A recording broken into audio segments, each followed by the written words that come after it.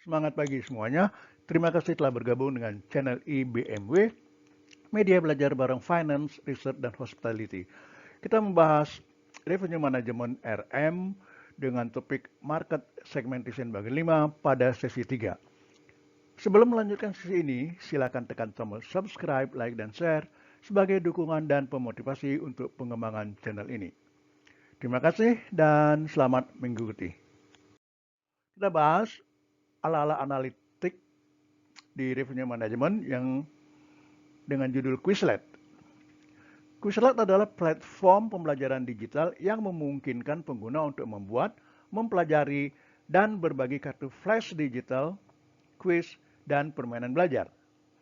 Didirikan pada tahun 2005 oleh Andrew Sutherland, dan sejak itu berkembang menjadi salah satu situs web pendidikan paling populer dan banyak digunakan di dunia. Dengan Quizlet, pengguna dapat membuat materi belajar mereka sendiri, atau mereka dapat menggunakan materi yang sudah ada yang telah dibagikan pengguna lain di situs. Platform ini memiliki berbagai mode belajar, termasuk kartu flash, belajar, mengeja, menguji, dan mencocokkan. Selain itu, Quizlet menawarkan berbagai alat dan fitur untuk membantu pengguna mempersonalisasi pengalaman belajar mereka, seperti kemampuan untuk menambahkan gambar dan audio ke kartu flash, melacak kemajuan, dan mengatur pengingat. Quizlet digunakan oleh siswa, guru, dan pelajar dari segala usia dan tingkatan, dari sekolah dasar hingga pendidikan tinggi. Kegiatan ini mencakup berbagai mata pelajaran termasuk bahasa, sains, matematika, sejarah, dan banyak lagi. Platform ini tersedia di web dan melalui aplikasi seluler, sehingga mudah untuk belajar kapan saja, di mana saja. Quizlet juga menawarkan versi berbayar yang disebut Quizlet Plus, yang menyediakan fitur tambahan seperti belajar bebas iklan, jalur belajar yang dipersonalisasi, dan alat pembuatan konten tingkat lanjut. Selanjutnya kita bahas bagaimana mengumpulkan data psikografis atau how to collect psychographic data.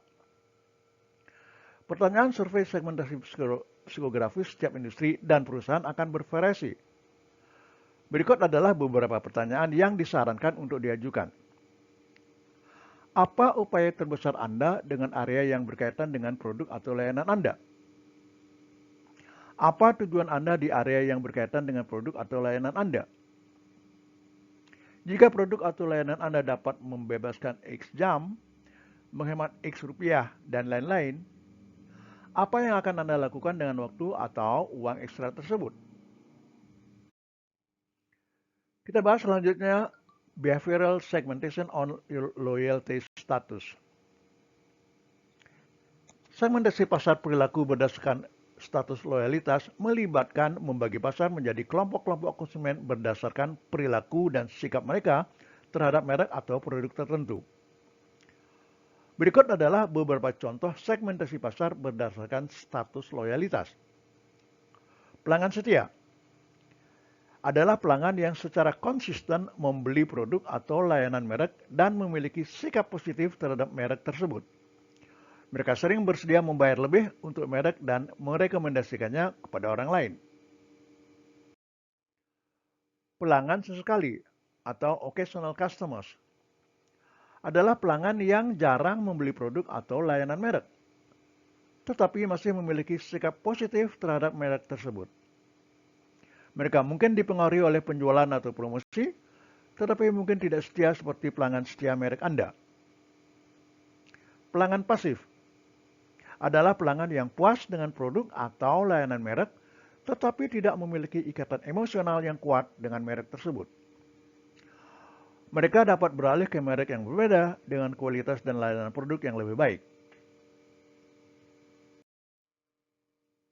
Pelanggan yang tidak loyal adalah pelanggan yang memiliki sikap negatif terhadap suatu merek dan dapat secara aktif menghindari pembelian produk atau layanannya.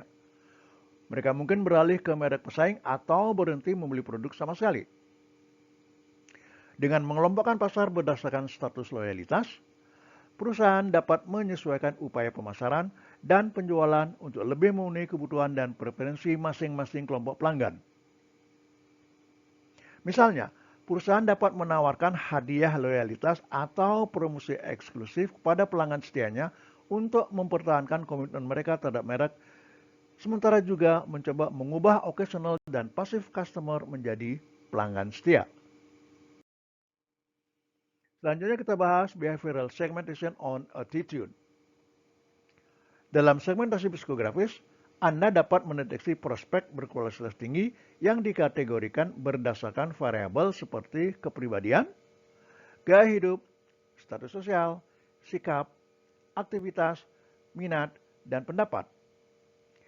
Dengan menganalisis variabel-variabel ini, Anda dapat memperoleh pemahaman yang lebih dalam tentang kebutuhan pelanggan Anda dan menyesuaikan layanan dan kampanye pemasaran Anda sesuai dengan itu.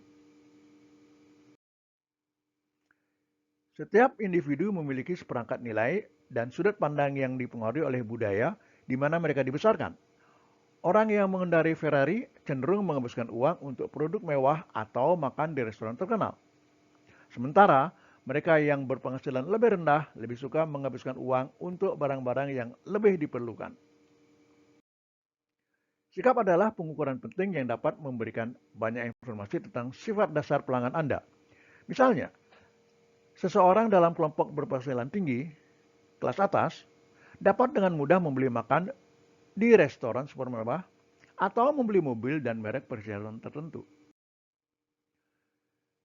Segmentasi pasar perilaku berdasarkan sikap membagi pelanggan ke dalam kelompok yang berbeda berdasarkan keyakinan, nilai, pendapat, dan sikap mereka terhadap suatu produk atau layanan. Berikut ini beberapa contohnya. Sikap atas lingkungan. Pelanggan yang sadar lingkungan akan memilih produk yang ramah lingkungan dan berkelanjutan.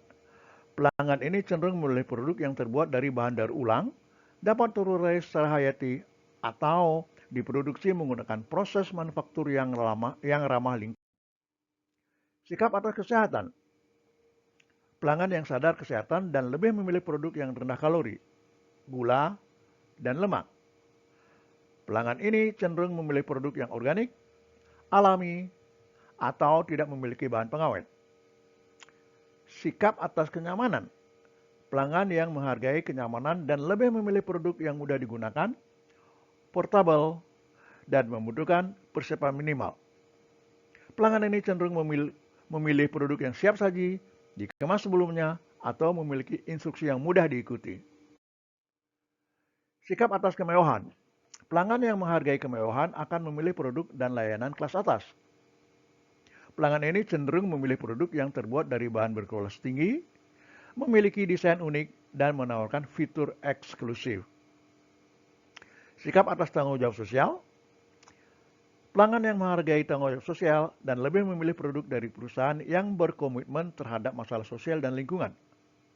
Pelanggan ini cenderung memilih produk dari perusahaan yang menyumbangkan sebagian dari keuntungan mereka untuk amal atau memiliki program tanggung jawab sosial perusahaan yang kuat.